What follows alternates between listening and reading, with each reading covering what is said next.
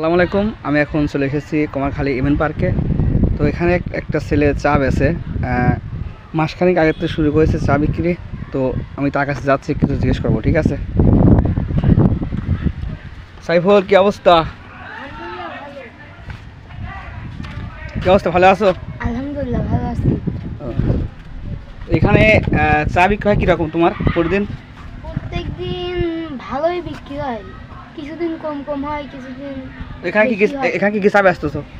এখানে রং রং চা বিক্রি করতেছি, রং চা, কফি, লাল চা, এইটাই। ও, তো প্রতিদিন কয়টা বিক্রি হয় তোমার এখানে? প্রত্যেকদিন 50 টাকা, 20 টাকা এর আইসা হতে না। এখানে কি লোক হয় চা খেতে? লোক বিকালে তো ভালো। তো এখানে লোকজন কি কি চা খেতে আসে বলো তো?